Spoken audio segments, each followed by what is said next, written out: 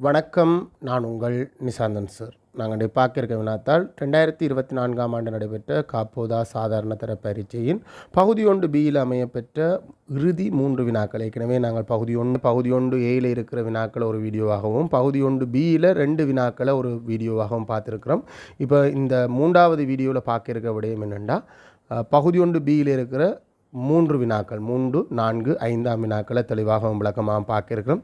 நீங்கள் இன்னும் இந்த குறித்த 3 வினாக்களையும் செய்து பார்க்கலைன்னா கீழே டிஸ்கிரிப்ஷன் பகுதியில் லிங்க் இருக்க பிள்ளையை லிங்கை பயன்படுத்தி வினாத்தாளை தரவிறக்கம் செய்து பார்த்துட்டு வீடியோக்குள்ளே வாங்கும்.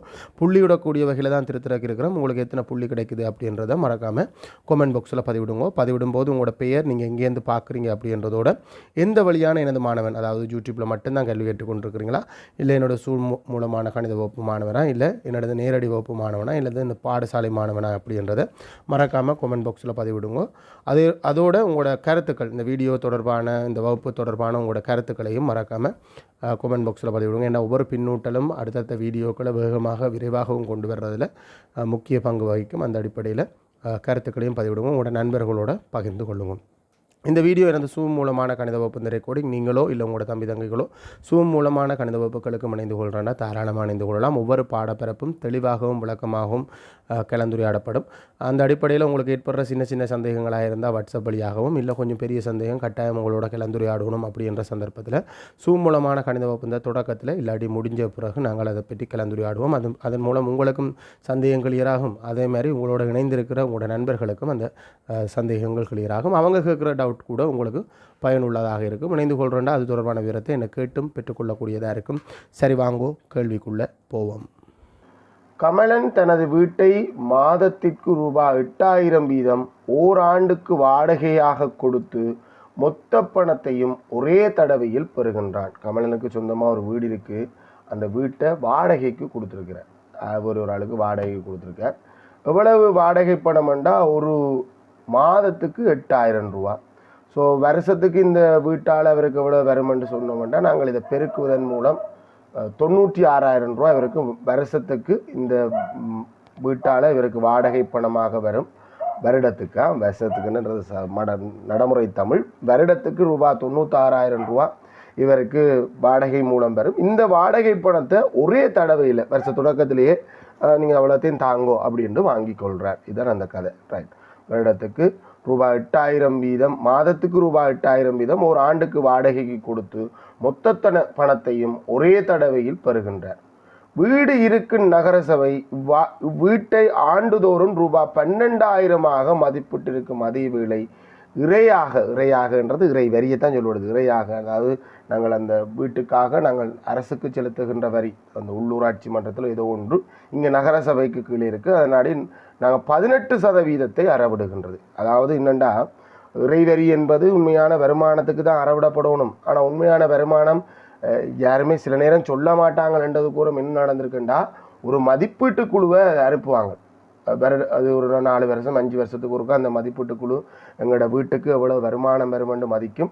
அந்த அடிப்படையில் இந்த வீட்டுக்கு வருஷத்துக்கு 12,000 குறைந்தபட்ச வருமானம் வரும். கட்டாயம் 12,000 இந்த உரிமையாளருக்கு இந்த வீடால் கிடைக்கும் அப்படின்னு அரசு நிர்ணயிச்சுக்கு. உண்மையாக கிடைக்கிறது வெறும் கொஞ்சம் இல்லை, 96,000 கிடைக்குது. 12,000 எங்கே இருக்குது, 96,000 எங்கே இருக்குது, அது பிரச்சனை இல்லை. நீங்கள் அது இப்போ கரண்டில் இப்போ நிலைமை மாறி இவ்வளோ வாடகை போகலாம். ஆனால் மதிக்கும் போது 12,000 தான் இருந்திருக்கு.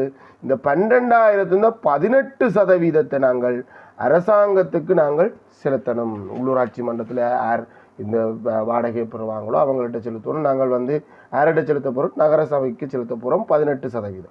சரி, இப்போ கேள்விக்கு போவோம்.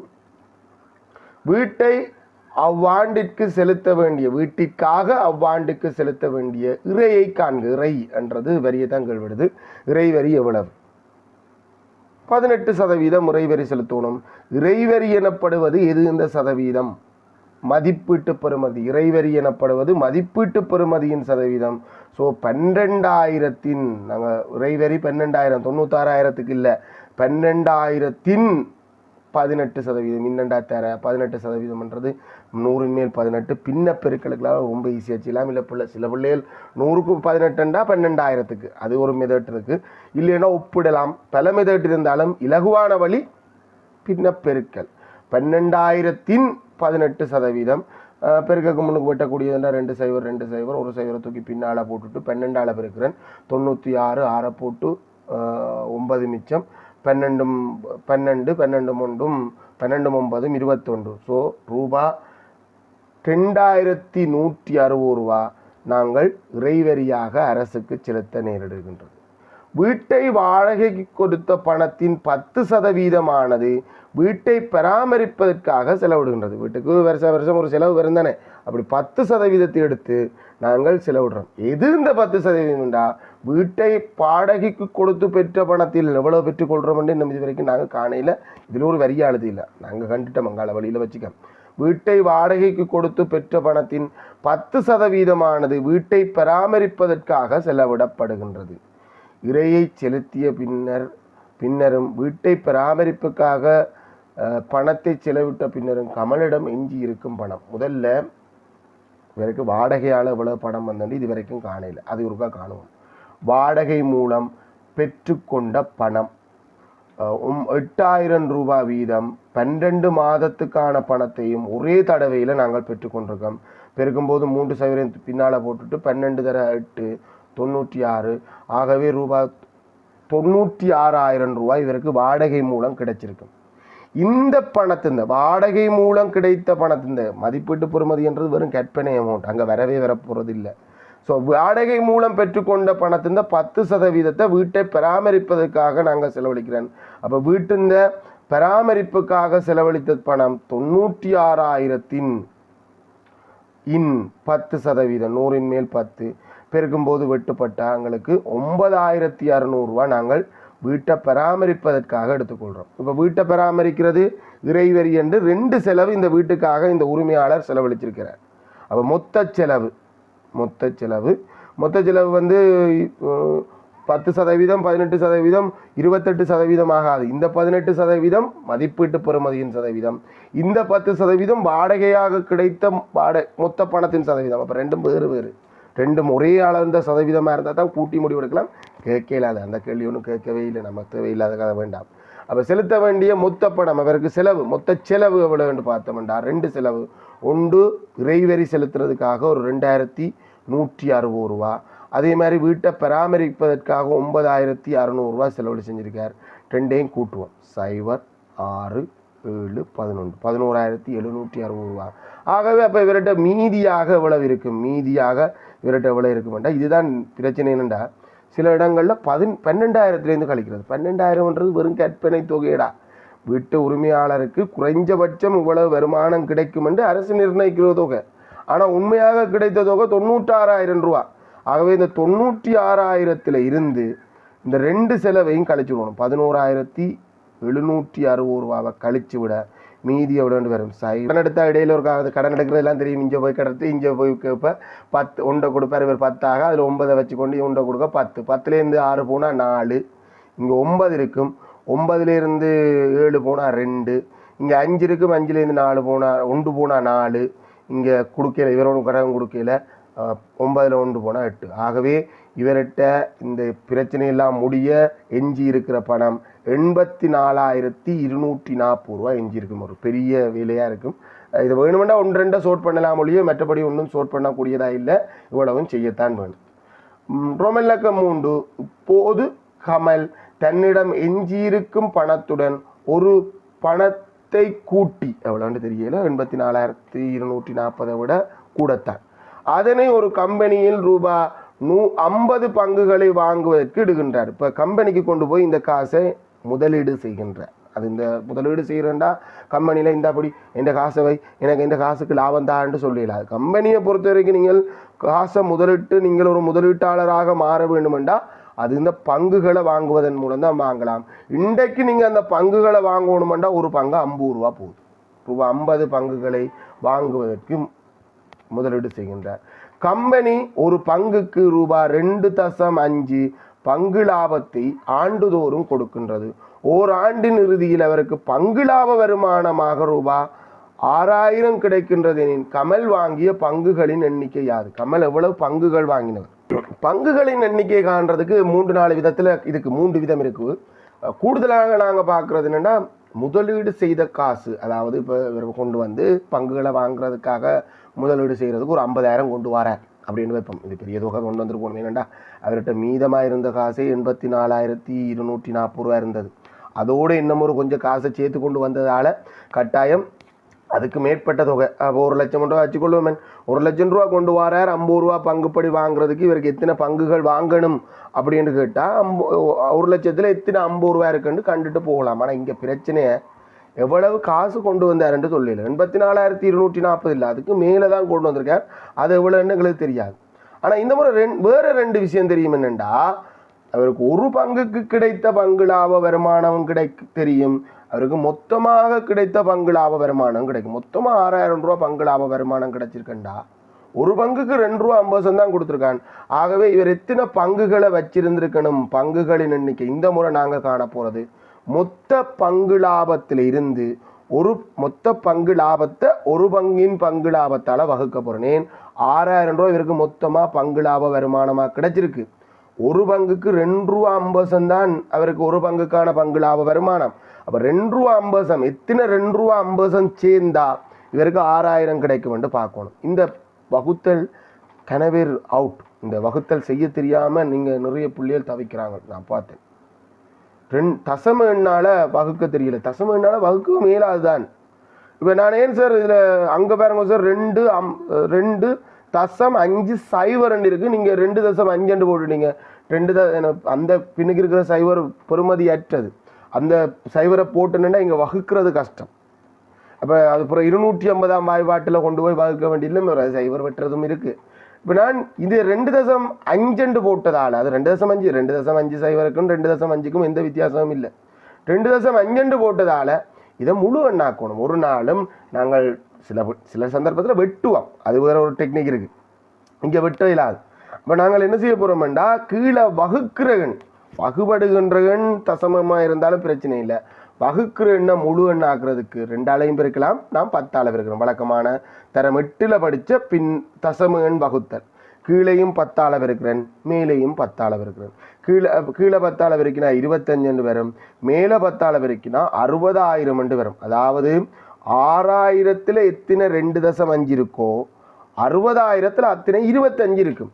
60,000ல் எத்தனை 25 இருக்கும் வெட்டலாம். நாம் வகுத்தே பார்ப்போம். 60,000த்தை 25ஆல் வகுக்கிறோம். வெட்டக்கூடியதாக இருக்குது பிள்ளைகள். 5ஆல் வெட்டி என்னமோ ஒரு 5ஆல் வெட்டலாம். அதில் ஒரு பிரச்சனை இல்லை. 25ஆல் நேரடியாக வகுக்கிறேன். 6ல் இல்லை. 60ல் 2 முறை 50,000. 25 50 கழிச்சா 10.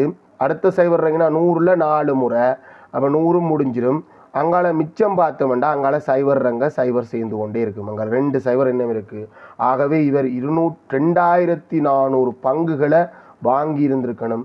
2,400 பங்குகள் இவர் வச்சிருந்தா தான் 2,400 பங்குகளுக்கு 2 ரூபா 50 வீதம் இவருக்கு 6,000 ரூபா பங்கு லாபம் வருமானம் வந்திருக்க வேண்டும். கமல் கம்பெனியில் இடுவதற்காக மேலதிகமாக கூட்டிய பணத்தை கம்பெனியில் இட்ட பணத்தின் சதவீதமாக காட்டுக. திரும்பவும் ஒரு வில்லங்கம். முதல்ல எவ்வளவு காசு மேலதிகமாக சேர்த்திருக்காருன்றதை முதல்ல காணுவோம். எப்படி காணலாம். இவர் 84,200 ரூபா 240 ரூபா வச்சிருந்தவர். இப்போ நாங்கள் இவர் பங்குகளை வாங்குறதுக்கு எவ்வளவு இன்வெஸ்ட்மெண்ட் பண்ணினார், முதலீடு செய்தார்ன்றது எனக்கு தெரியாது. அதை முதல்ல காணுவோம்.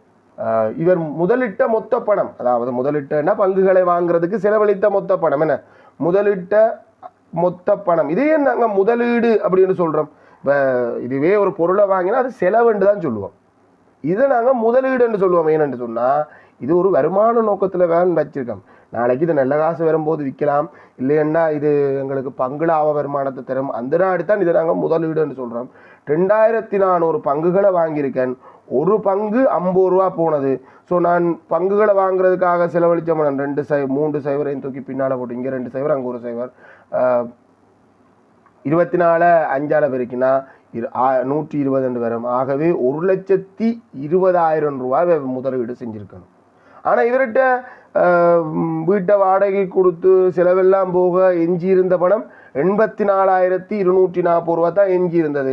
அப்போ இவர் மேலதிகமாக சேர்த்த பணம் எவ்வளோன்றதை காணணும். மேலதிகமாக சேர்த்த பணம் அந்த 1,20,000 ரூபா எனக்கு தேவைப்பட்டது இந்த முதலீடு செய்கிறதுக்கு 84,240 ரூபாவும் 84,240 ரூபா தான் இருந்தது.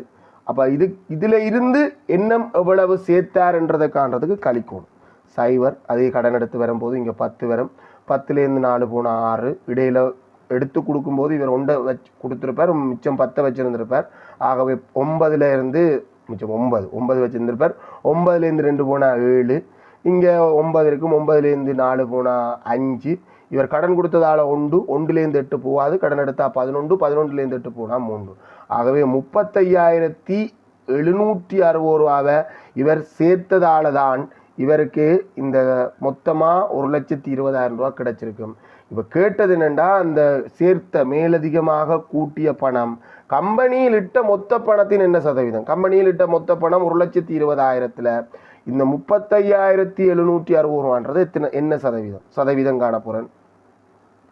சதவீதம் காண்றதுக்கு முதல்ல பின்னமாக போடணும். சதவீதம் காண்றதுக்கு பல ஐடியா இருக்குது. சமன்பாடு போடலாம், ஒப்பிடலாம், கனவழி இருந்தாலும் மிக இலகுவாக சதவீதம் காண்றதுக்கு நாங்கள் பயன்படுத்துகிற முறை ஒப்பிடலாம் பிள்ளைகள். அது என்ன, 1,20,000ல் 30,760 ரூபான்னா 100க்கு எவ்வளோன்னு பார்க்கலாம்.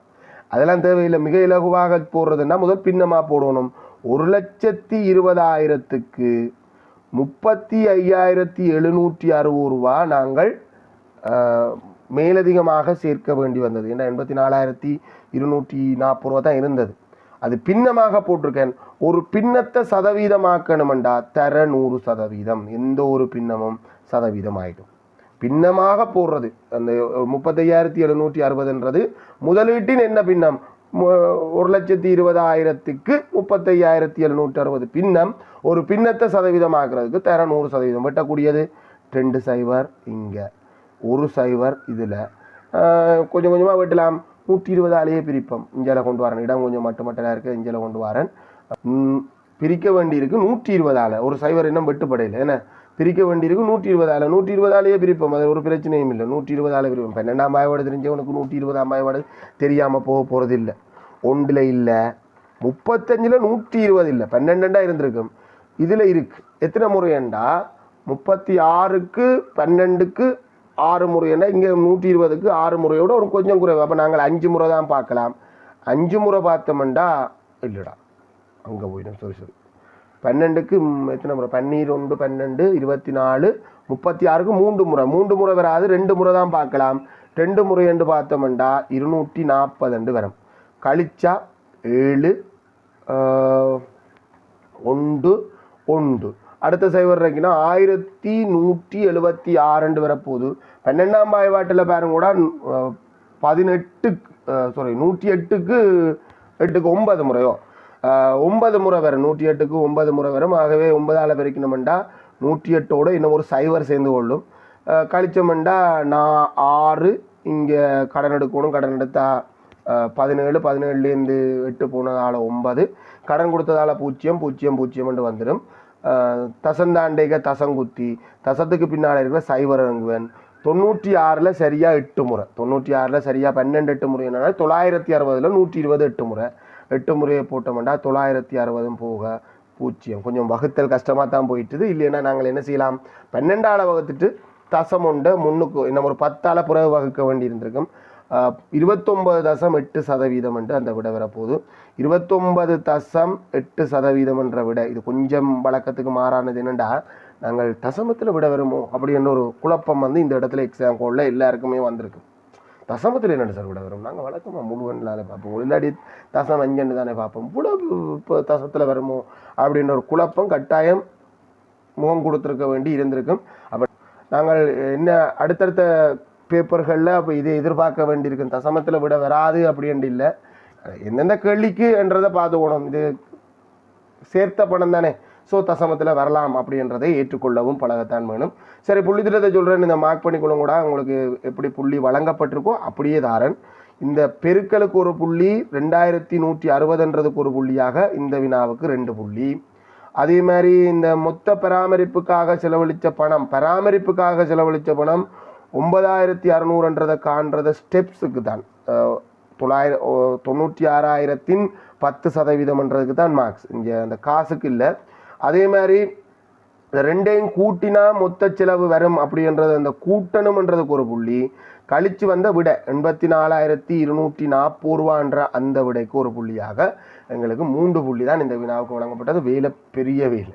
ரைட், அடுத்த கேள்விக்கு வருவோம். பங்குகளின் எண்ணிக்கை வகுக்கணும்ன்றதுக்கெல்லாம் புள்ளி இல்லை, விடைக்குத்தான் புள்ளி. 2400 பங்குகள் அப்படின்ற விடை இருந்தால் ஒரு புள்ளி. ஆனால் வழக்கமாக வகுக்கிறது இலகுவாக இருக்கிற என்ன இருக்கும், நேரடி விடைக்கு புள்ளி கொடுப்போம். ஆனால் இந்த முறை வகுக்கிறது கஷ்டம், தசம எண்ணால் வகுத்திருக்கோம், ஆனாலும் ஒரு புள்ளி தான். சரி, அடுத்த வினா உங்களுக்கு இங்கே எப்படி புள்ளி வழங்கப்படுதுன்னா 35,760 ரூபாவை சேர்த்திருக்கிறார் அப்படின்றத காண்றதுக்கு ஒரு புள்ளி, அதை சதவீதமாக இந்த கோவை எண் கோவை எழுதுறதுக்கு ஒரு புள்ளி, இறுதி விடையை சுருக்கி எடுக்கிறதுக்கு ஒரு புள்ளி. இந்த இறுதி விட பிழைச்சிருந்தா கூட எங்களுக்கு போக போகிறது எத்தனை புள்ளி, ஒரு புள்ளி தான் போகும். குறித்த இந்த 3வது வினாவுக்கு எங்களுக்கு 10க்கு எத்தனை அப்படின்றத பதிவிடணும். பேப்பரில் பதிவிடுவோம், ஒட்டு மொத்தமாக கலெக்ட் பண்ணி எடுப்போம். 4வது பகுதி நாங்கள் உண்மையாக இன்னும் படிக்கலை, அது 2ஆம் தவணை இந்த கடைசி கட்டத்தில் வர்ற ஒரு பாடம்.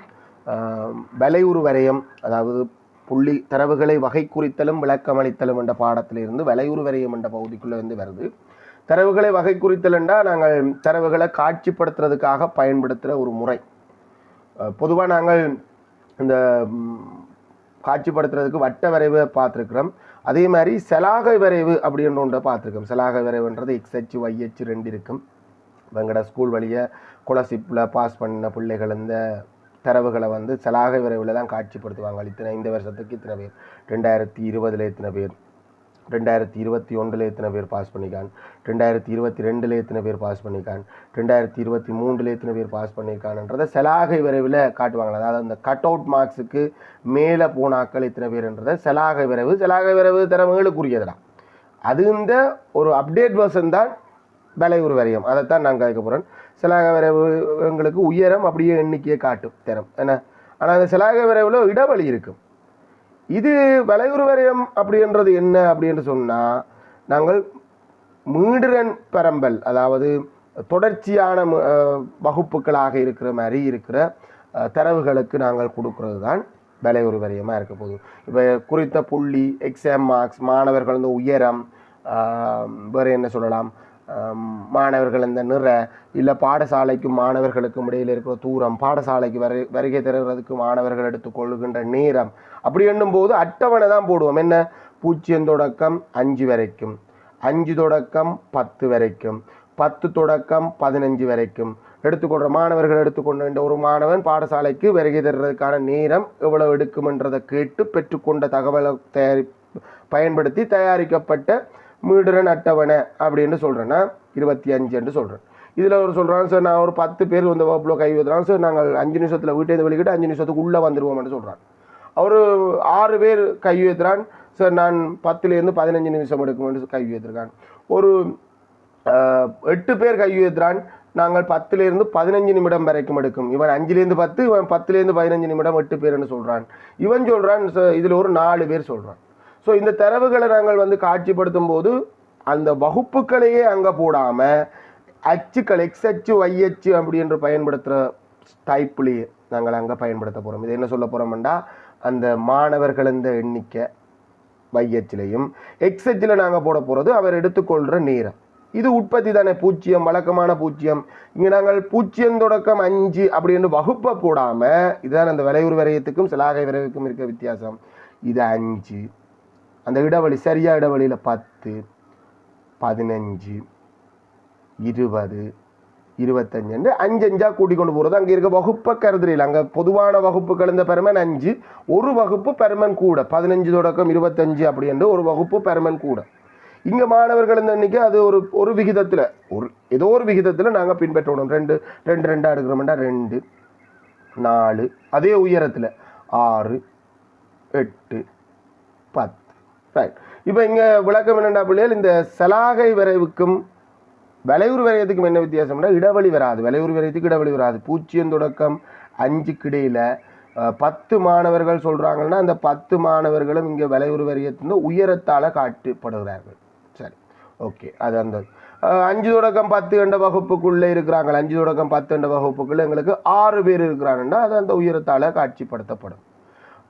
10 தொடக்கம் 15 என்ற வகுப்புக்குள்ளே 8 பேர்ன்றது அது அந்த உயரத்தால் காட்சிப்படுத்தப்படும். 8 பேர் இங்கே சிலாக வரை ஒன்றோடு ஒன்று ஒட்டினதாக இருக்கும் 8 பேர்ன்றது காட்சிப்படுத்தப்படும். இங்கே அடுத்த வகுப்பு கொஞ்சம் சிக்கலானது என்னென்னா, வகுப்பு இந்த பெர்மன் ரெட்டிப்பானது. இப்போ நாங்கள் இதில் அப்படியே அந்த 4 பேருக்கு 4 உயரத்தை கொடுத்தோம்னா இது ஒரு தப்பான எண்ணத்தை எங்களுக்கு காட்சிப்படுத்தும்னா, சிலாகை விரைவாக இருக்கும்போது எல்லாருக்கும் ஒரே சைஸ் தான் கொடுப்போம். விலையுறு விரயமாக போன அப்புறம் அச்சுக்களுக்கு பெருமானம் கொடுக்குறதால அந்த சைஸ் கொஞ்சம் பெருசாக போச்சு. அப்போ இதில் இதே அளவு இருக்கிற உயரம் 4, இப்போ இதை விட இது பெருசு மாதிரி காட்டுது பாருங்க. இதில் வந்து 6 பேர் இருக்கிறான், ஆனால் இதில் 4 பேர் தான் இருக்கிறான். ஆனால் இதுக்காக கொடுத்த ஏரியா, உள்ளுக்குள்ளே இருக்கிற ஏரியா அந்த பகுதி, அடைக்கப்படுகின்ற பகுதி, இந்த பரப்பளவு கூட மாதிரி காட்டுது. ஸோ என்னென்ன நாங்கள் செய்யணுமெண்டா, இது நாங்கள் வகுப்பை 2 ஆக்குறோமா, அப்போ ஆக்களையும் 2 ஆக்கி அதுக்கேற்றா போல உயரத்தை குறைச்சி கொடுப்போம். என்னென்னா அந்த வகுப்புந்த பெருமன் ரெட்டிப்பாகிறதால எண்ணிக்கையை 2ஆ டிவைட் பண்ணி 2 வீதம் கொடுக்குறோம். ஆனால் அது எங்களுக்கு துல்லியமாக தெரியாது. என்னென்று சார் நீங்கள் முடிவெடுத்துறீங்க 15 - 20 2 பேர், 20 - 25 2 பேர், அது தெரியாது. நாங்கள் கொடுத்துருக்கோம், அது எங்களுக்கு சரியாக சொல்ல முடியாது. சில வகுப்புகள் பூஜ்ஜியத்தோட ஒட்டினதாக துவங்கலாம், சில வகுப்புகள் பூஜ்ஜியத்தோடு ஒட்டினதாக துவங்க வேண்டிய அவசியம் இல்லை. இப்போ நாங்கள் மாணவர்கள் உயரம் என்று சொன்னால் 130 சென்டிமீட்டர்லேருந்து தான் துவங்குதுன்னு வச்சா 130லேருந்து 130 காண போகாமல் சுருக்கல் குறியீடு, அந்த சுருக்க அடையாளத்தை வந்து நாங்கள் பயன்படுத்தி, அச்சில் வந்து இப்படி சுருக்கல் அடையாளத்தை பயன்படுத்தி 130லேருந்து நாங்கள் துவங்கக்கூடியதாக இருக்கும். அந்த சந்தர்ப்பத்தில் மட்டும் முன்னுக்கு ஒரு வகுப்பை வந்து ஃப்ரீயாக விட வேண்டி இருக்கு. வேண்டாம், மீடுரன் பல்கோணி அப்படின்ற ஒன்று இருக்குது. அது என்ன சார் மீடுரன் பல்கோணி என்று சொன்னால், இப்போ இந்த தரவு உண்மையாக சொன்னால் உயரம் மாணவர்களின் எண்ணிக்கையை தருதா இல்லை பரப்பளவு மாணவர்களின் எண்ணிக்கையை தருதா? உயரம்தான் மாணவர்களின் எண்ணிக்கையை தருதுன்னு சொன்னால் 15 தொடக்கம் 25 என்ற வகுப்புக்குள்ளே இருக்கிற மாணவர்களின் எண்ணிக்கை 2ஆ இல்லை. அப்போ நாங்கள் அப்படி வழக்கமாக உயரம்தான் தருது. எந்த இடத்துல உயரம்தான் தருதுண்டா, சாதாரண வகுப்புகள், வகுப்பு ரெட்டிப்போ இல்லை 3 மடங்கோ இல்லாத சாதாரண வகுப்புகள்ல எல்லாம் உயரம் மாணவர்களின் எண்ணிக்கை தருது. வகுப்புகளின் எண்ணிக்கை டபுள் ஆனவுடனே நாங்கள் உயரத்தை குறைக்கிறதுக்கான ரீசன் உண்மையில் உயரம் இல்லை, பரப்பளவு தான் ஒப்பிடப்பட வேண்டும். இது இந்த எத்தனை மடங்கு. ஸோ நாங்கள் வழக்கமாக 4க்கு போடுற பரப்பளவை இங்கே கொடுக்கலாது. ஏன்னா 4க்கு உயரத்தை கொடுக்கலாதுன்னா நாங்கள் பரப்பளவில் நீளத்தை கூட்டுறதால அகலத்தால் குறைக்க வேண்டி இருக்குது. அந்த விளக்கம் தான் அந்த விட. அப்போ பரப்பளவு தான் எங்களுக்கு உண்மையை சொன்னால் மாணவர்கள் இந்த எண்ணிக்கையோட ஒப்பிடப்படுது. ஆகவே நாங்கள் இதே பரப்பளவை தரக்கூடிய ஒரு பல்கோணி ஒன்றையும் கீறலாம். அதாவது நடுப்பெருமானத்துக்கு 0 - 5 என்ற வகுப்புக்குள்ள நடுவில் நாங்கள் நடுப்பெருமானத்தோட இந்த இடை காணும் போது நடுப்பெருமானம் பார்ப்போம் தானேடா, அதே தான் நடுப்பெருமானம். 0 - 5 நடுப்பெருமானம் 2.5 10 பேர், 5 - 10க்கு 10 பேர், 6 பேர். நடுவில் 10 - 15 நடுவுக்கு நாங்கள் 8 பேர். இதுலேயும் ஒரு சின்ன வித்தியாசம் என்னென்னா பிள்ளைகள், இது இந்த நடுப்பெருமானம் உண்மையாக 15 - 20 வகுப்பு இந்த நடுப்பெருமானம் 20 தான். 15 இந்த கீழெல்லையையும் மேலெல்லையையும் கூட்டி 2ஆல் பிரிக்கணும், இல்லை வித்தியாசத்தை கண்டு 2ஆல் பிரித்து கூட்டணும். 20 தான் நடுப்பெருமானம். ஆனால் அப்படி எடுக்கிறது இல்லை. அந்த விலையுறு வரையத்தில் மீடுரன் பல்கோணி இப்படி கீறுறது அப்படின்னு ஒரு விதி இருக்குது. அதை நான் உங்களுக்கு சொல்லிக் கொண்டிருக்கேன். அப்படி எடுக்கிறதில்ல. எப்படி சொல்கிறேன்டா, இது தனித்தனியாக இங்கே நடுப்பெருமானம் எடுத்த மாதிரி இதை நாங்கள் தனித்தனியாக கருதுகிறோம். பட் தனித்தனி இல்லை, அது சேர்ந்துருக்கு. இதுக்குள்ள உண்மையாக ஒரு கோடை போட்டுறக்கூடாது. கோடு போட்டால் நாங்களே முடிவெடுத்து பிரித்தது மாதிரி அர்த்தத்தை கொடுத்துடும். அது கோடு போட்டால் அந்த அர்த்தம் இருக்கும். இங்கே தந்த வகுப்பு ஒரே செவ்வகமாக தான் இருக்கணும். அது 2 செவ்வகமாக பிரிச்சிடக்கூடாது. நீங்கள் 2 செவ்வகம் வந்து பிரிக்கிறீங்கன்னா அங்கே 2 வகுப்பாக தந்திருக்கணும், தரையில். அப்போ இங்கே நாங்கள் ஆனால் என்ன செய்ய போகிறோம், இதை தனித்தனி வகுப்புக்கு தான் நடுப்பெருமானம் எடுப்போம். ரைட். இப்போ தொடக்கம் முடிவு அப்படின்ற ஒரு பிரச்சனை வருது. இப்போ நாங்கள் பரப்பளவில் சமனாக வரணும்ன்றதுக்காக என்ன செய்வோம்னா, இதை கொஞ்சம் அச்சுக்களை இந்த பக்கம் அந்த பக்கம் நீட்டுறேன். என்ன சார் மறையிலாம் நீட்டுறேன். நீட்டி போட்டு என்ன செய்வேன்டா, அடுத்த வகுப்பை உருவாக்குவேன். என்ன அதே அளவில் 30 வரும். அது இந்த நடுவில் முடியும். அதே மாதிரி இதுக்கு முன்னுக்கு வகுப்பு ஒன்றை உருவாக்குவேன். அது 5 இருக்கும். அது இந்த நடுவில் துவங்கும். என்ன விளக்கம் என்ற பிள்ளைகள், இப்போ நாங்கள் பரப்பளவு கண்டிருக்கோம் தானே. இப்போ நாங்கள் ஒரு மீடுரன் பல்கோணி ஒன்று கீறுறோம். இந்த மீடுரன் பல்கோணி இந்த பரப்பளவும் விலையுறு வரையத்தால் அடைக்கப்பட்டுள்ள பகுதி இந்த பரப்பளவும் ஒன்று கொண்டு சமன். என்ன சார் சொல்கிறீங்க, அப்படியா நாங்கள் பார்ப்போமே அப்படின்னு சொன்னால் பாருங்கோ, இதில் ஒரு பகுதி விலையுறு வரையத்திலேருந்து கட் பண்ணப்படுது. அது மீடுரன் பல்கோணின்னு அட் ஆகுது. இப்போ இந்த ஒரு பகுதி மட்டும் கொஞ்சம் இந்த படம் பழச்சி போட மாதிரி கிடக்கு. நாங்கள் தெளிவாக்கு இருந்தீங்களா இதுவும் பரப்பளவில் சமனாக இருக்கும். இதில் வெட்டப்பட்டது இதுக்கு சமனாக இருக்கும், இங்கே வெட்டப்பட்டதை இங்கே ஜாயின் பண்ணலாம், இங்கே வெட்டப்பட்டது இங்கே ஜாயிண்ட் ஆகும், இங்கே வெட்டப்பட்டது இங்கே ஜாயிண்ட் ஆகும். வலையுறு வரையமும் மீடுரன் பல்கோணியும் பரப்பளவில் சமனாக இருக்கும். இப்போ தொடங்குறதுக்கு முதல் வகுப்பு இந்த நடுவில் துவங்கணும், கடைசி வகுப்புண்ட உருவாக்கி அது இந்த நடுவில் முடிக்கணும். அதுக்காண்டி அந்த வகுப்பில் ஆக்கள் இருக்குண்டா இல்லை, அது இந்த அடுத்த வகுப்புலேருந்து தான் ஆக்கள் வந்து ஸ்டார்ட் பண்ணப்படுது. இங்கே எங்களுக்கு இந்த கேள்வி இந்த பேட்டர்ன் என்ன செய்வதுண்டா, வலையுறு வரையம் உண்ட மீடுரன் பல்கோணி உண்ட தந்துட்டு எங்களுக்கு வலையுறு வரையம் கீற சொல்லி வருது. ஒரு பாடசாலையில் மாணவர் கூட்டம் ஒன்று பெற்ற புள்ளிகளை வரையப்பட்ட மீடுரன் பல்கோணியும் பூரணமற்ற கூட்டமாக்கிய மீடுரன் அட்டவணையும், அட்டவணை பூரணம் இல்லையா, கூட்டமாக்கிய மீடுரன் அட்டவணையும் கீழே தரப்பட்டுள்ளது. இவ்வட்டவணையின் ஆயிடை 10 தொடக்கம் 20 நாள் 10 அல்லது 10லும் கூடியதும், அப்போ கீழெல்லாம் எடுபடுது மேலெல்லாம் எடுபடாது, கூடியதும் 20க்கும் குறைந்ததும் காணப்படுகின்றது. ஏனென்றால் இது தொடர்ச்சியாக வருது. இப்போ இங்கே இந்த வகுப்பு 20ல் முடியுது, இந்த வகுப்பு 20லேயே துவங்குதுன்றாடி ஒரு வகுப்பு விளங்கப்படுத்தப்பட்டிருக்கு. அதுக்காண்டி அது அந்த சொல்லப்பட்ட அந்த விஷயம் உங்களுக்கு தேவை அப்படின்ற அர்த்தம் இல்லை. கேள்விக்கு போவோம். ரைட். மீடுரன் பல்கோணியை கேட்ப, இதுதான் கேள்வி பிள்ளை. நாங்கள் இங்கே எடுத்தோன்னு அட்டவணையை நிரப்ப வேண்டிய அவசியம் எல்லாம் இல்லை, தேவைதான், நிரப்பத்தான் போகிறோம். எதுக்கும் கேள்வியை பார்த்தே போவோம். மீடுரன் பல்கோணிக்கேற்ப அட்டவணையில் மாணவர்களின் எண்ணிக்கையை கண்டு நிரலில் உள்ள வெற்றிடங்களை நிரப்புக. வாரன் அட்டவணையில் உள்ள மாணவன் எண்ணிக்கையை காணணும் மண்டைக்க முன்னுக்கு. சரி, அதை முதல்ல செய்வோம். இங்கே 0 தொடக்கம் 10 என்ற வகுப்பு இருக்குது தானே, அந்த வகுப்பு இந்த நடுவில் இன்னும் உயரத்தில் இங்கே மாணவர்களின் எண்ணிக்கை வகை குறிக்கப்பட்டிருக்கு 0. அப்போ அங்கே வேறு அங்கே 0 தொடக்கம் 10 வகுப்பே இல்லை, அதாவது அந்த வகுப்பில் ஸ்டார்ட் பண்ணல. இது வந்து அந்த மீடுரன் பல்கோணிக்கு இருக்கும்போது முன்னுக்கு ஒரு வகுப்புலேருந்து துவங்க வந்தானே, அது மறையில் சில நேரம் போகும், சில நேரம் மறையில் போக வேண்டிய சந்தர்ப்பம் இல்லை. அது வையச்சோடு ஒட்டி கொண்டிருந்தால் தான் மறைக்கு போகணும். ஆகவே இங்கே 0 தொடக்கம் 10 வகுப்பில் யாருமே இல்லை. சரி, அடுத்த வகுப்புக்கு வருவோம். 10 தொடக்கம் 20 என்ற வகுப்பில் எத்தனை மாணவர்கள் வகை குறிக்கப்படுதுன்னு இந்த டொட் காட்டி தருது. எத்தனை மாணவர்கள் இருக்கிறாங்க, 20 பேர் இருக்கிறாங்க. அது எங்கட மீடுரன் அட்டவணையில் போடப்பட்டிருக்கு. 20 தொடக்கம் 30 என்ற வகுப்பில் எத்தனை பேர் இருக்கிறாங்கன்றதை இந்த டொட், இந்த புள்ளி எங்களுக்கு காட்டி தருது.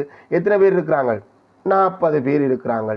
அதே மாதிரி 30 தொடக்கம் 40 என்ற வகுப்பில் எத்தனை பேர் இருக்கிறாங்கன்றதை இந்த புள்ளி காட்டி தருது. ஆனால் 30 தானே வரணும், என்னோட 60 வருதுண்டா. அங்கே வகுப்பு பெருசாக கருதப்பட்டிருக்கு. அதை வந்து ஒரு வகுப்பு இல்லை, அது 2 வகுப்பா. இதெல்லாம் தனித்தனி வகுப்பாக வந்தது. 30 தொடக்கம் 50 என்ற வகுப்பாக கருதப்பட்டிருக்கு. அப்போ ஒரே செவ்வகமாக போகுது. 30 தொடக்கம் 40ல் கிட்டத்தட்ட அன்னளவாக துல்லியமாக இல்லை, அவரேஜ் வச்சுக்கொள்வோம். சராசரியாக 30 தொடக்கம் 40ல் 30 பேர், 40 தொடக்கம் 50ல் 30. அப்போ 2 30 சேர்த்தா எத்தனைடா, 60. எங்களை பிளவிடாமல் கைட் பண்ணப்பட்டும் கொண்டு போகிறது. நீ ஒட்டுமொத்தமாக விட்டுருந்தா நாங்கள் எங்கடா இன்னடான்னு யோசிச்சிருப்போம். அங்கே வகுப்பு இந்த பெருமன் ரெட்டிப்பாகுது. அதனாடி இது 30, இது 30, 30 30 60. அடுத்தது 50 தொடக்கம் 60 சாதாரண வகுப்பு. இங்கே 50 தொடக்கம் 60 தான் சொல்லியிருக்கு. 50 தொடக்கம் 60 என்ற வகுப்பில் 70 பேர். 50 தொடக்கம் 60 என்ற வகுப்பில் 70 பேர். 70 தொடக்கம் 60 தொடக்கம் 90 என்ற வகுப்பு. ஒரு வகுப்பு இந்த பெருமன் வழக்கமான வகுப்பு இந்த பெருமன் இந்த 3 மடங்கு. இதில் 20, இதில் 20, இதில் 20. அப்போ 20 20 20 மொத்தம் 60 பேர். இதுதான் இப்போ மீடுரன் பல்கோணிக்கேற்ப அட்டவணையின் மாணவர்களின் எண்ணிக்கை என்ற காட்டப்பட்டுள்ள நிரலென வெற்றிடங்களை நிரப்பியிருக்கோம். முதலாவது கேள்வி செஞ்சுருக்கோம். அவ்வளோதான். இதுக்கு முன்னுக்கே நாங்கள் என்ன செஞ்சிருக்கலாம்டா, இந்த மீடுரன் பல்கோணியை பயன்படுத்தி அது பின்னுக்கு கேள்வி இருக்கு, வளைறு வரையத்தை வரைய சொல்லியிருக்கு. அதை நாங்கள் முதலே செஞ்சிருக்கலாம். சரி, வரைவோம். ரைட். தரப்பட்டுள்ள மீடுரன் பல்கோணி மீது புள்ளிகளுக்குரிய வளையுறு வரையத்தை வரைக. இங்கே 0 தொடக்கம் 10 எந்த வளையுறு வரையவும் இல்லை. அந்த நடுப்புறமானதுக்கு அப்படியே போகும். அவ்வளோதான் விளக்கம் பிள்ளைகள். இந்த செவ்வகத்தை நாங்கள் வந்து கீறணும். வளையுறு வரையம் திடர் மீடுரன் வலை என்று இன்னும் ஒன்று இருக்குது. இந்த ரெண்டையும் போட்டு பிள்ளைகள் குழப்பி கொண்டிருந்தாங்க. சில மற்றபடி இதில் ஒரு பிரச்சனை முறையில் மிக இலகுவான பகுதியாகவே இது அமைஞ்சுது. அடுத்தது வந்து அடுத்த வகுப்பு ரெட்டிப்பு வகுப்பு. இதை நாங்கள் வந்து 2 செவ்வகமாக கீறிடக்கூடாது. அப்போ உண்மையாக சொன்னால் இது 2ம் சேர்த்து ஒரு செவ்வகமாகத்தான் வரணும். 30 தொடக்கம் 50 ஒரு வகுப்பு. இதுக்குள்ளே இந்த கோடு வரக்கூடாது. வந்தாலும் பிழை இல்லை. ஏண்டா இந்த அட்டவணையை வச்சு தான் எனக்கு தெரியுது இது ரெட்டிப்பு வகுப்புண்டு. சமனாக இருக்கிறதுக்கு ஒரு 2ஆக இருக்கணுமென்று அவசியம் இல்லை. இந்த அட்டவணை காட்டி தருது 30 தொடக்கம் 50 நாடி நான் அதை ஒரே கட்டத்துக்குள்ளே கொண்டு வரேன். நீங்கள் 2ஆக போட்டதால் பிழை போடப்படாது, ஆனாலும் 2ஆக போடக்கூடாது. இங்கே இது அந்த உயரங்கான போகணும், செவ்வகங்களால் காட்சிப்படுத்தணும். அதைத்தான் நாங்கள் என்னென்னு சொல்கிறது, செவ்வகங்களாக காட்சிப்படுத்துறது. கீழே தொடர்ச்சியாக வரணும். இங்கே வகுப்புகள் எழுதாமல் அந்த பெருமானங்களை புள்ளிகளை குறிக்கிறதால தான் இந்த சலாகை வரைவுக்கும் வலையுறு வரையத்துக்கும் இருக்கிற வித்தியாசம்.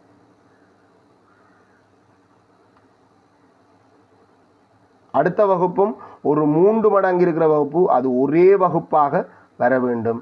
இதுதான் எங்களோட வலையுறு வரையம். அந்த மீடரன் பல்கோணியை பயன்படுத்தியே நாங்கள் வலையுறு வரையத்தை கீறிட்டோம். இல்லாட்டி இப்போ தானே அட்டவணை நிரப்பிட்டோம், அட்டவணையை பயன்படுத்தியே நாங்கள் வலையுறு வரையத்தை கீறியிருக்கலாம்.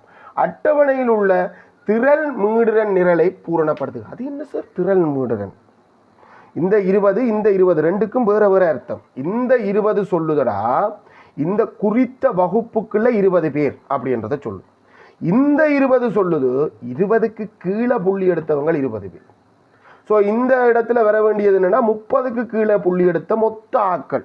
30க்கு கீழே புள்ளி எடுத்தவன்னா இந்த வகுப்புக்குள்ள ஒரு 40 பேர், இதுக்கு முன்னுக்கு வகுப்புல ஒரு 20 பேர். டோட்டலாக இதை ரெண்டையும் கூட்டி இங்கே போடணும். இதில் ரெண்டையும் கூட்டினா 30க்கு கீழே மொத்தம் எத்தனை பேருண்டா 60 பேர் என்று வரும். அதுதான் திரள் மீறன். இதை வச்சு ஒரு வரைவு கீறி ஆகாரம் சாரி இடையம் காலனைகள் அப்படி என்றெல்லாம் நிறைய விஷயங்கள் இருக்குது. திரள் மீறன் வலை அதை பற்றி நாங்கள் செகண்ட் இந்த வரும் கடைசி பகுதிக்குள்ளே வந்துட்டு நாங்கள் கிட்டடியில் பார்க்க இருக்கிறோம். அடுத்தது இதை இப்படியே கூட்டி இங்கே போடுறதை விட இலகுவாக கூட்டுறதுக்கு இப்படி கூட்டுறது எங்களுக்கு ஈஸியாக இருக்கும். ஏன்னா ஆல்ரெடி இந்த 2 வகுப்பையும் கூட்டி இங்கே போட்டிருக்கோம். ஆகவே 50க்கு கீழே மொத்தம் எத்தனை பேருன்றதை காண்றதுக்கு இந்த 60ஓட இந்த 60 சேர்த்தா 120 பேர், இந்த 120ஓட 70 சேர்த்தா 190, இந்த 190ஓட 60 சேர்த்தா 250 வரும். ஆகவே இந்த 250ன்றது என்னென்றாடா இந்த வகுப்புல இருக்கிற இதை டோட்டலாக நீ கூட்டினீங்கன்னா இதுலேயும் 250 தான் வரும். திரள் மீறன் கடைசி அட்டவணையில் வர்றதும் 250. ரெண்டும் என்னது தரும்டா இந்த வகுப்புல இருக்கிற மொத்த மாணவர்கள் இந்த எண்ணிக்கையை தரும். இந்த திரள் மீறன் வலையை கீற சொல்லி ஒன்றும் சொல்லலை, வெறும் அட்டவணையை தந்து அந்த அட்டவணையை நிரப்ப சொன்னது மட்டும்தான், வேறு ஒன்றும் இல்லை. அட்டவணையில் உள்ள திரள் மீறன் நிரலை பூரணப்படுத்துக. ஓகே, இம்மாணவர் கூட்டத்திலிருந்து எழுமாறாக தேர்ந்தெடுப்பவர் 50 அல்லது 50க்கும் கூடிய, இதுக்கு தான் அந்த ரேஞ்ச் தேவைப்பட்டது. என்னென்னா இந்த வகுப்பை விளங்கப்படுத்தினதால தான் எங்களுக்கு இந்த சரியாக பயன்படுத்தக்கூடியதாக இருக்க வேண்டாம். 50 அல்லது 50க்கும் கூடிய ஆட்கள் 50க்கு மேலே இருக்கிற வகுப்பில் தான் இருப்பான். ஏண்டா 50 வந்தால் அவனை அடுத்த வகுப்புக்கு அனுப்பிடுவோம். மேலேயே தான் எடுத்து கீழேயே தான் வச்சுக்கொள்வோம், மேலேயே அடுத்த வகுப்புக்கு அனுப்பியிருப்போம். ஸோ அந்த அடிப்படையில் 50 அல்லது 50க்கும் கூடிய புள்ளிகளை பெற்ற மாணவர்கள் புள்ளிகளை பெற்ற மாணவர்களாக இருப்பதற்கான நிகழ்தகவு. நான் இதில் ஒரு மாணவனை யாரென்று தெரியாமல் நான் எழுமாறா தெரிவு செய்கிறேன். உனக்கு கணிதத்துக்கு எத்தனை மார்க்ஸ் அப்படின்னு கேட்கும்போது அவன் 50 அல்லது 50 விட கூட புள்ளி பெற்றவனா இருக்கிறதுக்கு என்ன நிகழ்தகவுன்னு தான் கேட்டிருக்கு. மொத்தம் 240ல் எழுமாறாக தெரிவு செஞ்சுருக்கேன். எழுமாறாண்டா முகத்தை பார்த்து கூட தெரிவு செய்யக்கூடாது. சில நேரம் முகத்தில் கூட பிடிவட்டுரும், இவன் படிப்பானோ படிக்க மாட்டானோன்னு நாங்கள் அது அக்குரேட் இல்லை, சில நேரம் பிடிவட்டுரும். ஆனாலும் அதை மாதிரி இல்லாமல் 50 அல்லது 50க்கும் கூடிய ஆக்களை எழுமாறாக தெரிவு செய்யும் போது அவனை அந்த புள்ளியை பெற்றவனாக இருக்கிறதுக்கு இந்த ரேஞ்சுக்கு கீழே இருக்கிற அவ்வளோ பேரும் 50 அல்லது 50 விட கூட, மேலே இருக்கிறவன் 50 விட குறைவு, 50 இல்லை 50 விட குறைவு. ஸோ இங்கே மொத்தம் எத்தனை பேர் எங்களுக்குண்டா இங்கே திரள் மீறனை கூட்டிடுறையில் 70 60 130 மாணவர்கள் இருக்கிறாங்க 50 புள்ளியை விட கூட பெற்றவங்களாக. 50 அல்லது 50லும் கூடுதலாக பெற்றவங்க 130. நான் எழுமாறா தெரிவு செய்கிறேன். 240 பேரில் இருந்து தான் நான் ஒரு ஆளாக தெரிவு செய்கிறேன். அந்த ஒரு ஆள் இந்த 50 அல்லது 50 விட கூடவாக இருக்கிறதுக்கான நிகழ்தகவு 130 வாய்ப்பு இருக்குது. எத்தனையில் 240ல் 250ல் 130 வாய்ப்பு. அந்த முதல்ல போட்ட விட திரும்ப குழப்புது. 250 மாணவர்களில் 130 மாணவர்கள் 50 விட கூடவாக இருக்கிறதால அது இந்த நிகழ்தகவு 250 மேல் 130 சான்ஸ் அது கிடைக்கிறதுக்கான அந்த அவனை 50 அல்லது 50லும் கூடுதல் புள்ளியை பெற்றவனாக இருக்கிறதுக்கான வாய்ப்பு 250 மேல் 130. இது எளிய வடிவமாக கொடுத்தா பிள்ளை அப்படி ஒன்றும் இல்லை, எளிய வடிவமாக கொடுக்கலாம். ஏன்னா இவ்வளோ பெரிய நிகழ்தகவில் நாங்கள் ஒரு நாள் விடையை விட்டுட்டு போகிறது எங்களுக்கு உண்மையாக பயம். ஏன்னா ஒரு வருஷம் பாஸ் பேப்பரை பொறுத்த வரைக்கும் நிகழ்தகவை சுருக்காததற்காக புள்ளி குறைக்கப்பட்ட சந்தர்ப்பமும் இருக்குது. அப்போ நிகழ்தகவு ரொம்ப பெருசாக இருக்கும்போது இது வெட்டக்கூடியதாக வேறு இருக்குது. அந்த சந்தர்ப்பத்தில் கட்டாயம் நாங்கள் கொஞ்சம் இலகுபடுத்துவோம். 10ஆல் வகுத்தா 25 மேல் 13 இதுக்கு மேலே சுருக்க இயலாது. இப்போ சில பிள்ளைகளுக்கு ஒரு தப்பான எண்ணம் இருக்குது, என்னென்னா சுருக்கிறது பிழை அப்படி என்ற தப்பான இருக்குது. சுருக்க தேவையில்லை ஒழிய சுருக்கிறது பிழை இல்லை, சுருக்க வேண்டாம். ஏன்னா நிகழ்தகவு 250 மேல் 130 இருக்கிறதுல ஒரு பிரயோசனம் இருக்குது. என்னென்னு சொன்னால் 250 மாணவர்கள் தருது, 130 மாணவர்கள் இந்த புள்ளியை விட கூட பெற்றிருக்காங்களேன்னு தருது. அதனாடி அது சுருக்காமல் இருக்கிறது நல்லம். சுருக்கினா பிள்ளை இல்லை. 25 மேல் 13 என்ற விடையும் சரியான விட தான். இது நேரடியாக சொல்லக்கூடியது தான், மறைமுகமாக சொல்லக்கூடியது தான். எங்களுக்கு புள்ளி திட்டத்தை சொல்கிற பிள்ளைகள் எங்களுக்கு இதுக்கு 10 புள்ளியும் மிக இலகுவாகவே பெற்றுக்கொள்ளக்கூடியதாக இருந்துச்சு. அட்டவணையில் இந்த 3 இடைவெளிக்கும் ஒவ்வொரு புள்ளிடாவா 40க்கு ஒரு புள்ளி, 70க்கு ஒரு புள்ளி, 60க்கு ஒரு புள்ளி, 3க்கும் 3 புள்ளி வழங்கப்பட்டது. அதுக்கு பிறகு இந்த திரள்முறன் இதுவரைக்கும் ஒரு புள்ளி, இங்கே 250க்கு ஒரு புள்ளியாக எங்களுக்கு மொத்தம் 5 புள்ளி இந்த அட்டவணையிலேருந்து மட்டுமே கிடைச்சிட்டு. அட்டவணையிலேருந்து மட்டுமே 5 புள்ளி கிடைச்சது, தனித்தனி கேள்வியாக இருந்தாலும். அப்புறம் இந்த விலையுறு வரையத்துக்கு சொல்லியிருந்தது, விலையுறு வரையத்துக்கு 3 புள்ளி எப்படி வழங்கப்பட்டதுண்டா 30 தொடக்கம் 50 என்ற வகுப்புக்கு ரெட்டிப்பாக இந்த செவ்வகம் கீறதுக்கு ஒரு புள்ளி வழங்கப்பட்டிருந்தது. அதே மாதிரி 60 தொடக்கம் 90 என்ற இந்த 3 மடங்காக கீறப்பட்ட இந்த வகுப்புக்காக ஒரு புள்ளி, ஏனி எல்லாம் சரியாக இருந்தால் மற்ற ஒரு புள்ளியும் கிடைக்குது. அதுக்காக இந்த விடைகளை கோடு போட்டால் பிழை என்ற அர்த்தம் இல்லை, போடக்கூடாது. ஆனால் போடக்கூடாது தானே.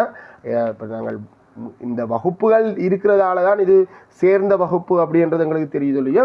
மீண்டரன் பல்கோணி மட்டும் இருந்திருந்தால் அது எங்களுக்கு சேர்ந்த பல்கோணி என்றது எங்களுக்கு தெரிஞ்சிக்காது, சேர்ந்த வகுப்புகள் என்றது எங்களுக்கு தெரிஞ்சிருக்காது. அதனாடி அது பிழை போட வேண்டாம், பட் சேராத மாதிரி தான் போட்டிருக்கணும்.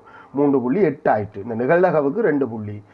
130 காண்றதுக்கு 130 ஒரு செய்க வழியாக காட்டுற மாதிரியும் போட்டிருக்கு. நேரடியாக நீ இதில் கொண்டு வந்து 130 போட்டாலும் அந்த ஒரு புள்ளி வரும். நிகழ்தகவு 250 மேல் 130க்கே புள்ளி வழங்கப்பட்டிருந்தது. அது எளிய வடிவமாக கொடுக்கணும் என்று அவசியப்படுத்தல. நேரடியாக எளிய வடிவம் கொடுத்திருந்தாலும் முழுமையான 2 புள்ளியும் கொடுக்கும். அதில் எந்த ஒரு குறைப்பும் செய்ய தேவையில்லை. இந்த குறித்த வினாவுக்கு 10க்கு உங்களுக்கு எத்தனை வந்ததுன்றதை பதிவிடுங்க. ரைட். 5வது கேள்வி நிகழ்தகவு தொடர்பான வினா. அது பெரிய கஷ்டமெல்லாம் இல்லை, நாங்கள் தெளிவாக செய்யக்கூடியது.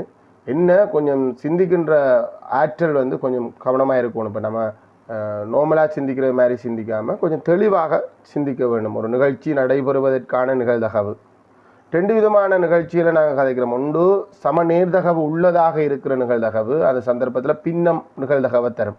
சம நேர்தகவு எல்லா வாய்ப்பும் எல்லா பேறுகளும் கிடைக்கிறதுக்கான நிகழ்தகவு சமனாக காணப்பட்டால் அதை சமநேர்தகவு உள்ள நிகழ்தகவுன்னு சொல்லுவோம். உதாரணத்துக்கு நாங்கள் 5 மாபிள்கள் உள்ள பையில் 3 மாபிள் சிவப்பு, 5 மாபிளில் நான் எழுமாறாக ஒரு மாபிள் எடுக்கிறேன். நம்ம எந்த மாபிள் எடுக்கிறதுக்கும் வாய்ப்பு சமன், எந்த மாபிள்களுக்கும் வாய்ப்பு சமன், கலருக்கு இல்லை.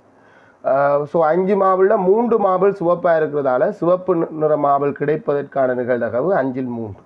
அதே மாதிரி தான் ஒரு பாடசாலையில் விளையாட்டு போட்டிக்காக தரம் 10 குழுவில் 4 ஆண் மாணவர்களும் 4 ஆண் பிள்ளைகளும் ஒரு பெண் பிள்ளையும், தரம் 11 குழுவில் 2 ஆண் பிள்ளைகளும் 3 பெண் பிள்ளைகளும் உள்ளனர். இரு குழுக்களிடையேயும் நடைபெறும் முதல் போட்டி சுற்றுக்கு தரம் 10 ஒரு பிள்ளையும் தரம் 11 ஒரு பிள்ளையும் எழுமாறாக தெரிந்தெடுக்கப்படுகின்றன. அது இன்னும் எழுமாறாக என்றா நம்ம இன்னாரான் இப்போ இன்றைக்கு முதலாவது இப்போ நாங்கள் நல்லா செலக்ட் பண்ணி இந்த ஆளைத்தான் நாங்கள் இந்த போட்டிக்கு அனுப்புவோம், இந்த ஆளைத்தான் இந்த போட்டிக்கு அனுப்புவோம்னு அனுப்புறது எழுமாறு இல்லை. இந்த பேரை எழுதி சுருட்டி ஒரு பட்டிக்குள்ளே போட்டுட்டு இதுக்குள்ளேருந்து ஒரு ஆளை எடுக்கிறேன், பேர் எழுதப்பட்டால் வா, இங்கே இருந்து ஒரு ஆள் எடுக்கிறேன், இந்த பேர் எழுதப்பட்டால் வா. ரைட். தரம் 10 ஒரு வகுப்பு, தரம் 11 ஒரு வகுப்பு. நம்ம கொஞ்சம் தெளிவுக்காக இந்த படத்தை கீறேன், இந்த இடத்துல கீறுறது அவ்வளோ பொருத்தமும் இல்லை, உங்களுக்கு விளங்கப்படுத்துறதுக்காண்டி இங்கே கீறேன்.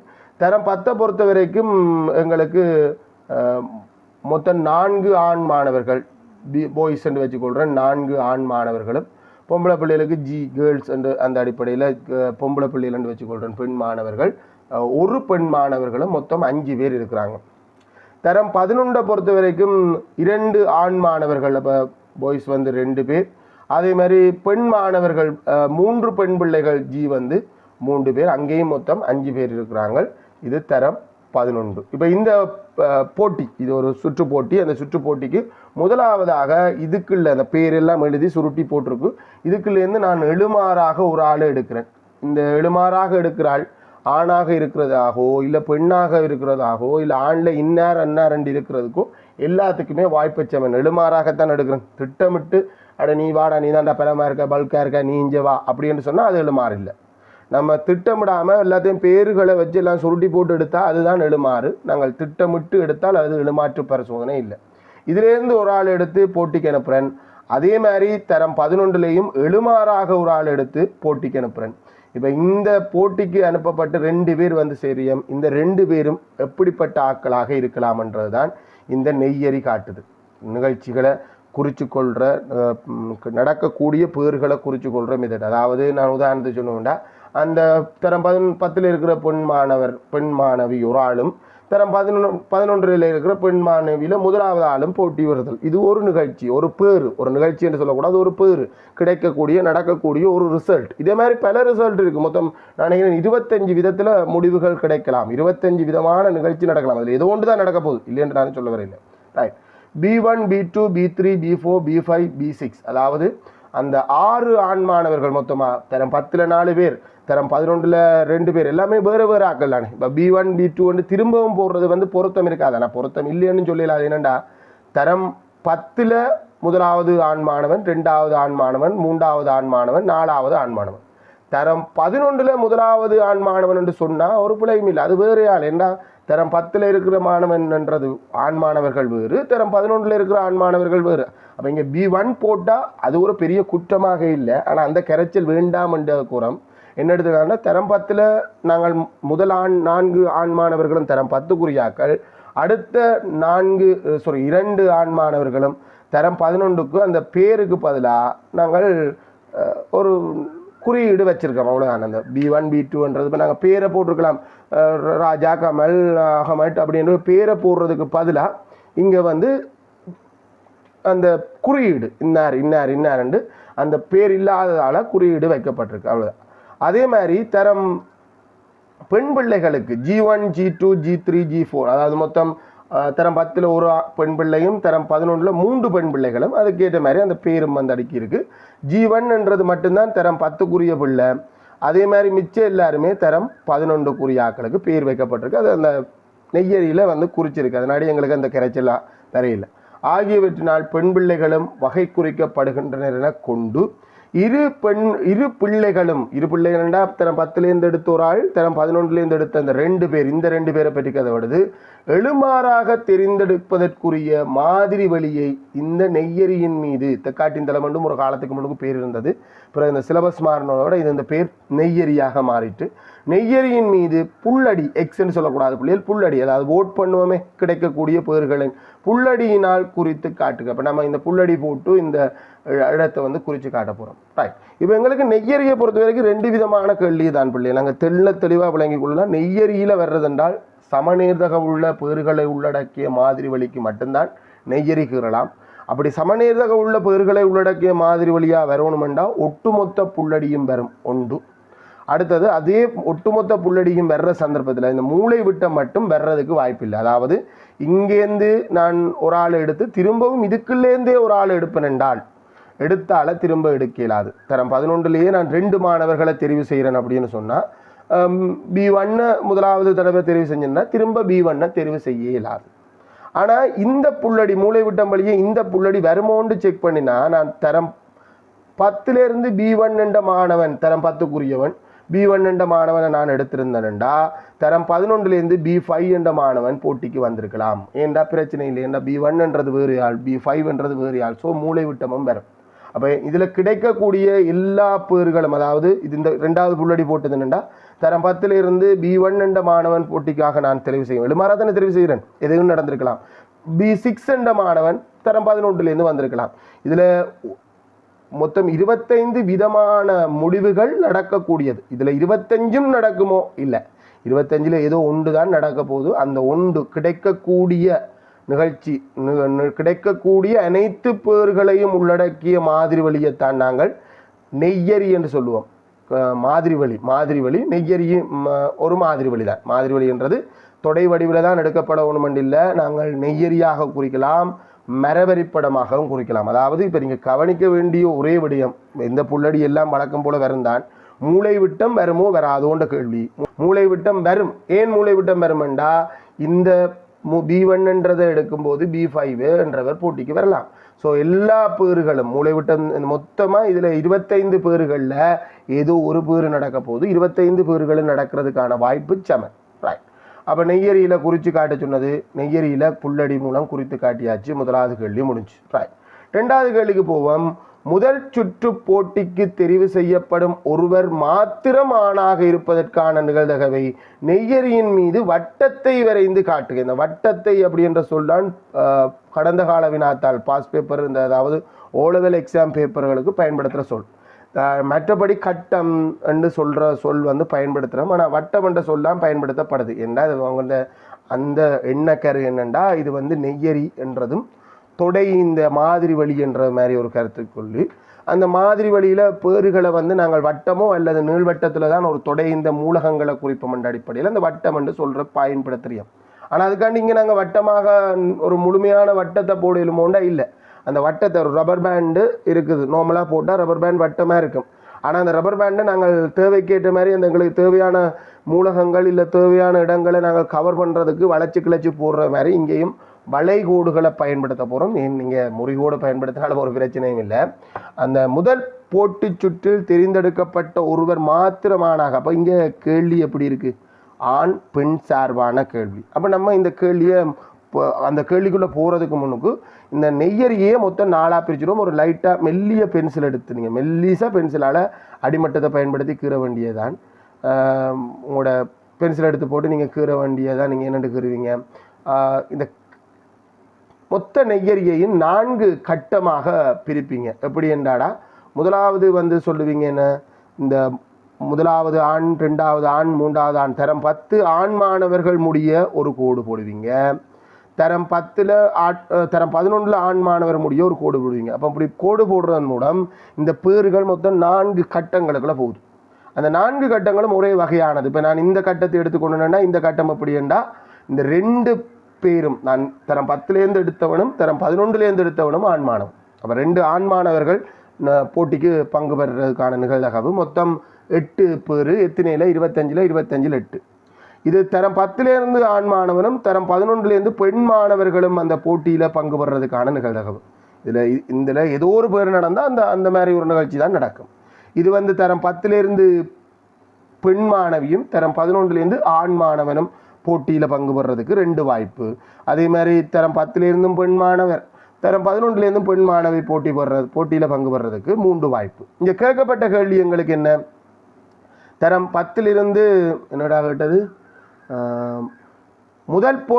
முதல் சுற்றுக்கு தெரிவு செய்யப்பட்ட ஒருவர் மாத்திரம் ஆணாக இருப்பது. முதல் சுற்று மட்டும்தான் நடக்குதா, அதுக்கான நிகழ்தகவு மட்டும்தான் போட்டிருக்கோம். முதல் சுற்றுக்கு தெரிவு செய்யப்பட்ட ஒருவர் மாத்திரம் ஆணாக இருப்பதற்கான நிகழ்தகவை நெய்யரியின் மீது குறித்து காட்டுக.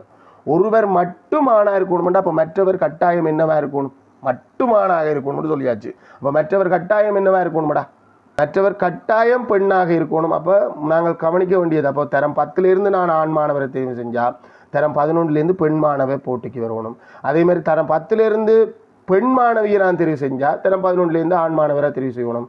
ஸோ இந்த பேர்கள் இதில் ஒரு 3 12 இங்கே ஒரு 2 பேர் இதிலவும் ஒரே கட்டத்துக்குள்ளே வரணும், முறிகோடு பயன்படுத்தாமல். அடுத்தது 2 கட்டமாக உடையாத மாதிரி இந்த கட்டம் வந்து சேரணும்.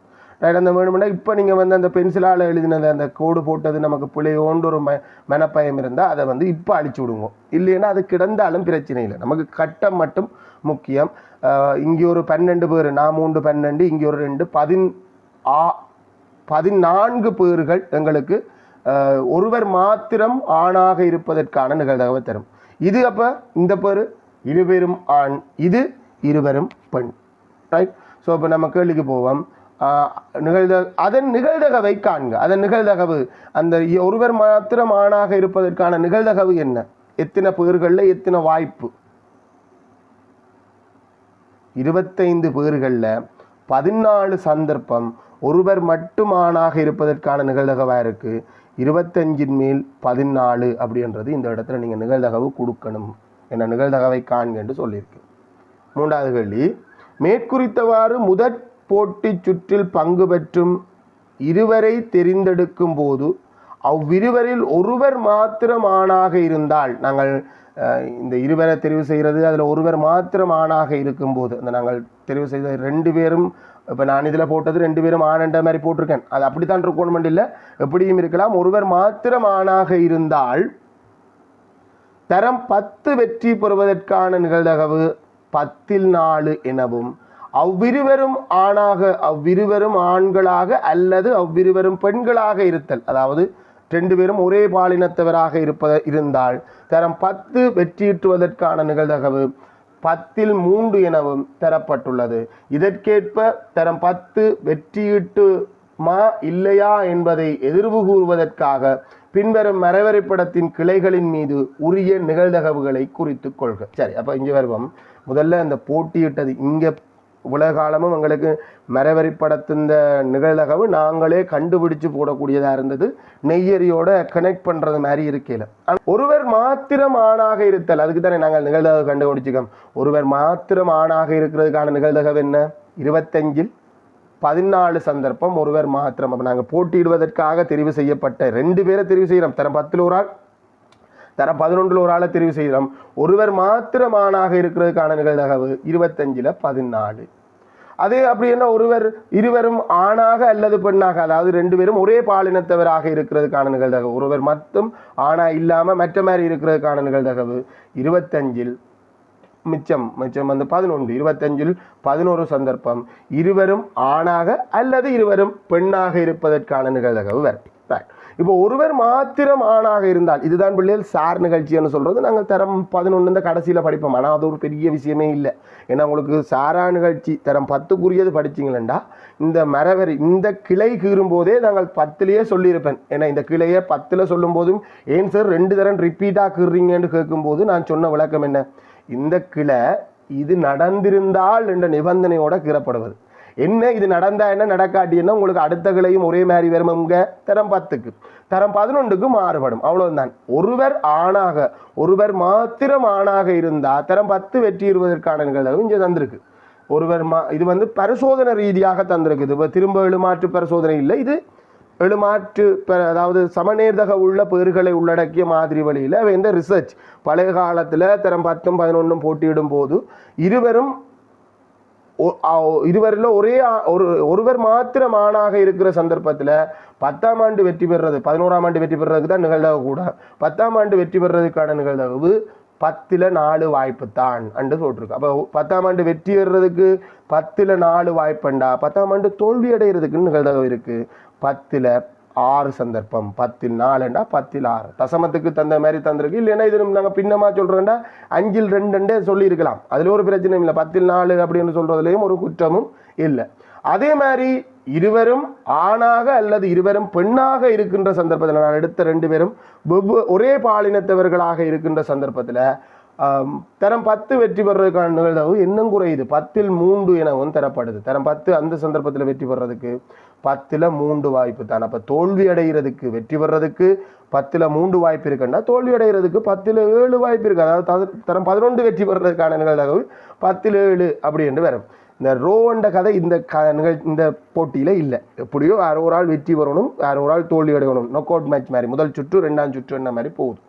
4வது கேள்வி, இப்போட்டி சுற்றில் தரம் 10 வெற்றி ஈட்டாமைக்கான நிகழ்தகவை காண்க. கவனம், கேள்வி வாசிக்கும் போது நான் கூட இப்போ பிள்ளையா வாசிச்சு நான் என்ன வெற்றி ஈட்டுவதற்கான நிகழ்தகவு. ஏன்னா நமக்கு கேள்விக்கு விட தெரிஞ்சா நம்ம கேள்வியை முழுசாக வாசிக்கிறீங்க. இதுதான் எங்கள்கிட்ட இருக்க மிகப்பெரிய பிழை. கேள்விக்கு விட தெரிஞ்சால் அவசரப்படக்கூடாது, ஆறுதலாக வாசிக்கணும். ஏன்னா கேள்வி ஈஸியாக கேட்டிருக்கானுண்டா இங்கேயும் வில்லமீனுக்கு தமிழில் வடிவாக பாருங்க. வெற்றி ஈட்டாமைக்கான நிகழ்தகவு கேட்டது. அப்போ தரம் 10 வெற்றி ஈட்டாமல் போகிறதுக்கு ஒருவர் மாத்திரம் ஆணாக இருந்தும் வெற்றி பெறாமல் போகலாம். அந்த சந்தர்ப்பத்தில் இந்த கிளையை பெருக்குவதன் மூலம் எங்களுக்கு தரம் 10 நாங்கள் தெரிவு செய்யப்பட்டவரில் ஒருவர் மாத்திரம் ஆணாக இருந்து வெற்றி பெறாமல் போகிறதுக்கான நிகழ்தகவு இந்த இடத்துல வரும், அது பெருக்கம் வரும். அதே மாதிரி தரம் 10லேயும் 11லேருந்தும் தெரிவு செய்யப்பட்ட இருவரும் ஆணாக அல்லது பெண்ணாக இருந்து ஒரே பாலினத்தவர்களில் தெரிவு செய்யும் போதும் வெற்றி பெறாமல் போகிறதுக்கு நிகழ்தகவு இருக்குது. அது இந்த கிளை இந்த பெருக்கம் தரும். இந்த 2ஐயும் கூட்டணும். ஏனென்றா 2 சந்தர்ப்பம் எனக்கு வெற்றி பெறாமல் போகிறதுக்கு 2 பேர்கள் சாதகமானது. ஸோ இதை 2ஐயுமே கூட்டணும். ஆகவே நாங்கள் இங்கே பெருக்கும்போது 25ல் 14 தர 10ல் 6 வெற்றி பெறாமல் 25ல், அதாவது 2 பேரும் ஒரே பாலினத்தவராக, பிள்ளையா சொல்கிறேன், அதில் ஒரு ஆள் மட்டும் ஆணாக இருந்து வெற்றி பெறாமல் போகிறதுக்கு 10ல் 6 சந்தர்ப்பம், அதில் பெருக்கம் அந்த குறித்த நிகழ்ச்சி இந்த பேரை தரும். அதே மாதிரி 2 பேரும் ஒரே பாலினத்தவராக இருக்கிறதுக்கு 25ல் 11, அந்த சந்தர்ப்பத்தில் தரம் 10 வெற்றி ஈட்டாமல் போகிறதுக்கு 10ல் 7 சந்தர்ப்பம், இந்த பெருக்கம் அந்த நிகழ்தகவை தரும். இந்த 10 10 போட்டது நல்லதாக போச்சு என்னென்னா எங்களுக்கு பகுதியின் சமனாக வரும். ஆகவே இங்கே பெருக்கும்போது 250 மேல் 24 நாளை போட்டு 2 மிச்சம் 84 வரப்போகுது. இங்கே பெருக்கி போட்டோம்டா 250 மேல் 77 வரப்போகுது. கூட்டி போட்டோம்டா 250 மேல் 11 ஒன்றை போட்டு ஒரு மிச்சம் 16 161 எங்களுக்கு வரப்போகுது. 200 இதை சுருக்கலுமெண்டா சுருக்கலாம், பிள்ளைகள் சுருக்கிறது கொண்டும் இல்லை, அது அதுக்கேற்ற மாதிரி தான் தந்திருக்கு. 250 மேல் 161 சந்தர்ப்பம் தரம் 10 தோல்வி அடைகிறதுக்கான நிகழ்தகவு. சரிதானே? மிச்சம் இங்கால 39, அங்கால 50, 89 வாய்ப்பு தரம் 10 வெற்றி அடைகிறதுக்கான நிகழ்தகவாக இருக்கும். அது தேவையில்லை எங்களுக்கு, அவ்வளவுதான். புள்ளித்திட்டத்தை சொல்கிறேன்னு ஒருக்கா மார்க் பண்ணிக்கொள்ளுங்க பிள்ளைகள். இது பெரிய கேள்வியாக இருந்தாலும் புள்ளித்திட்டம் கொஞ்சம் குறைவு. நெய்யரியில் முழுமையாக புள்ளடிகளை இடுறதுக்கு, சரிதானே, நெய்யரியில் முழுமையாக புள்ளடிகளை இடுறதுக்காக உங்களுக்கு ஒரு புள்ளி கிடைச்சது அந்த முதலாவது கேள்விக்கு. அதே மாதிரி திரும்ப கட்டமிட்டு காட்டுறதுக்கு இந்த இடத்துல ஒரு புள்ளி கிடைக்கும். அது இந்த நிகழ்தகவை சொல்கிறதுக்கு இந்த இடத்துல ஒரு புள்ளி கிடைக்கும். 2வது கேள்விக்கு உங்களுக்கு 2 புள்ளி கிடைத்தது. பிறகு நிகழ்தகவை சொல்கிறதுக்கு 2 புள்ளிடாவா, நிகழ்தகவை சொல்கிறதுக்கு 2 புள்ளி. அப்போ 3 புள்ளி இந்த 2வது கேள்விக்காக கிடைச்சது. நிகழ்தகவை சொல்கிறதுக்காக 2வது புள்ளியும் 2 புள்ளியும், ஆக மொத்தத்தில் இந்த 2வது கேள்விக்கு உங்களுக்கு 3 புள்ளி கிடைக்கும். சரி, அதுக்கு பிறகு இந்த மேற்குறித்த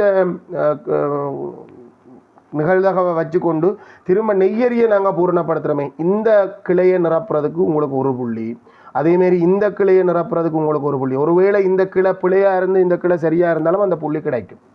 இந்த கிளையை சரியாக்குறதுக்கு ஒரு புள்ளியாக, மரவரி படத்தை பூரணப்படுத்துறதுக்கு ஒன்று 3 புள்ளி கிடைக்கும். அதை பயன்படுத்தி இது இந்த நிகழ்தகவை சொல்கிறதுக்கு முதலாவது இந்த பெருக்கம் எழுதுறதுக்கு ஒரு புள்ளி, அடுத்தது இந்த பெருக்கம் எழுதுறதுக்கு ஒரு புள்ளி, இறுதி விடையை கொடுக்கறதுக்கு ஒரு புள்ளியாக 3 புள்ளி வழங்கப்படுது. குறித்த இந்த 5வது வினாவுக்கு உங்களுக்கு 10க்கு எத்தனை அப்படின்றத போடுங்க. பகுதி 1 முழுமையாக செஞ்சு முடிச்சிட்டோம் பிள்ளைகள். பகுதி 1B முழுமையாக செஞ்சு முடிச்சிட்டோம். அதுக்கு 50க்கு எத்தனை எண்ணம் போடலாம்.